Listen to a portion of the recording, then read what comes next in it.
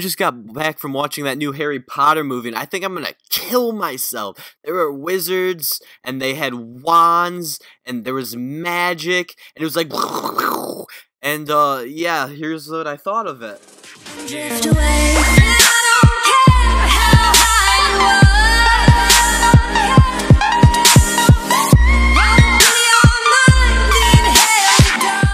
Hello guys, and welcome back to another video. And before I jump into the video, I want to say that that is not how I thought. Like, I actually really love the movie, and I do not want to kill myself after seeing the movie. It was actually really good. It was very creative. Like, you know how when the first Star Wars movies came out, those were really ahead of its time? It's the same thing with the Harry Potter. They were really good movies. They are very nice tributes to the original Harry Potter movies.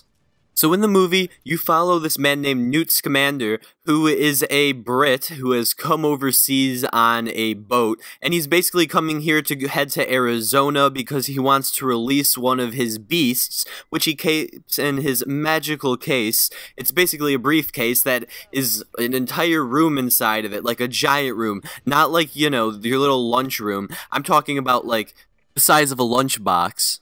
Or rather that the case is the size of like a really big lunchbox, and inside of it, it's like a mile big. It's not really clear actually how big the room actually it is. I mean, you just gotta assume that it's unlimited or it grows to its need. Like, if it is needed to be big, it grows. So basically, he comes here and he tries to go and release these animals, and while he is walking, he finds this woman that's talking about like anti-witchcraft and wizardry, so it piques his attention because he's a wizard, and it's not like that in Britain. They don't have people doing that, the muggles or the no-mages of America. Yeah, it's just different.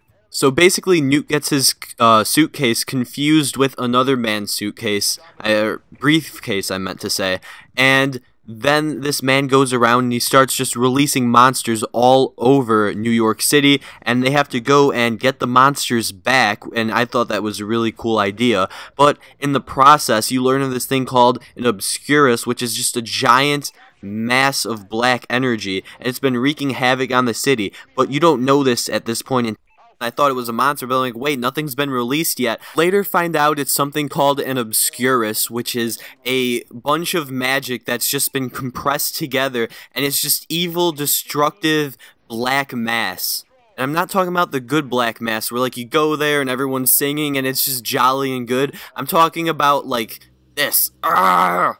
So I went to see this movie with my friend and his family, and it's kind of funny because when we went there, he slept through like half the movie, and it's funny because a couple years ago, he brought over the movie where Professor Snape dies, and I had never seen any Harry Potter movies before this. I had a glimpse of the one, and it was the scene when he was fighting the basilisk, the gigantic snake.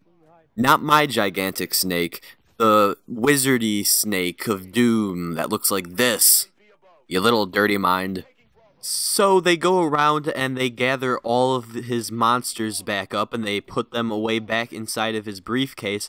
But then there is a man, and I forget his name, but he's the main antagonist of the movie, and he's using this boy who has an Obscurus in him, and a very powerful Obscurus, the size of like a city, and he dismisses this kid as a squeeb, which is a non-magic person, but they have wizard ancestry.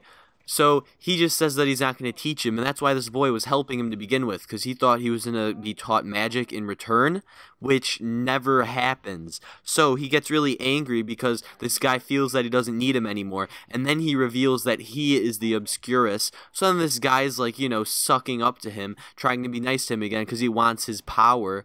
But, yeah, he doesn't get the power. He just goes around, he terrorizes the city, and it's, like, it's incredible. Like, he fully removed the top of a building. I don't know what building it was. I'm guessing it was the Empire State Building, but don't quote me on that. I have no idea what it looks like. It's just, like, I'm pretty sure the most famous building in New York.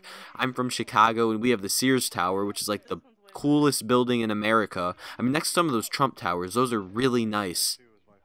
So the bottom line is, I really liked this movie. I thought it was really good. It was a good tribute to the others, and it did a good job, because I was under the impression that this movie was going to be a movie that takes place after Harry Potter, not before, and I thought it was going to be needing to do with like the children's children, like Harry Potter's kids, and you know, stuff like that.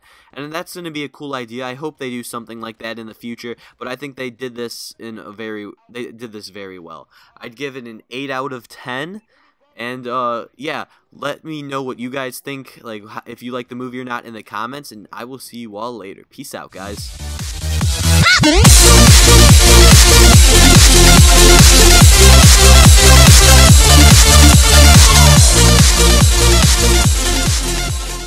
I think I'm gonna kill myself.